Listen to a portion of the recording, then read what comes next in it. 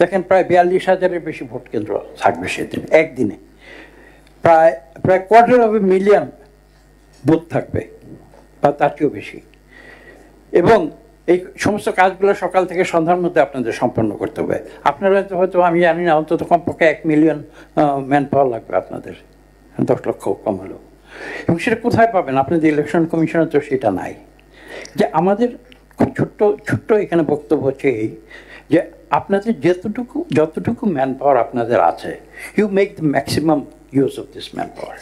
এই যে যেমন 64 জেলা, আমি নির্দিষ্ট করে বলছি, এই যে 64 জেলায় আপনারা সরকার থেকে আপনারা বড় করে নিয়ে আসে তাদেরকে রিটার্নিং অফিসার বানান। এই যে 300 সিটে আপনারা অ্যাসিস্ট্যান্ট রিটার্নিং অফিসার বানান, সরকার থেকে ভাড়া করে নিয়ে আসে। ভাড়া দেন না, মানে এমনি ভাড়া করে নিয়ে আসেন আর কি, বিনা ভাড়ায়। তো এইটা আপনাদের ম্যান পাওয়ার বড় না, কিন্তু এইটুকু ম্যান পাওয়ার তো আপনাদের আছে। আমি কিন্তু বিশ্বাস করি, আমি আমাদের নিজেদের মধ্যে আলোচনা করেছি, আগেও বলেছি আপনাকে সেদিন যখন এসেছিলাম, যে আপনারা একবার সাহস করে এই সিদ্ধান্তটা নেন যে রিটার্নিং অফিসার আপনাদের নির্বাচন কমিশন থেকে থাকবে, অ্যাসিস্ট্যান্ট রিটার্নিং অফিসার আপনাদের নির্বাচন কমিশনের ডেডিকেটেড লোকেরা হবে।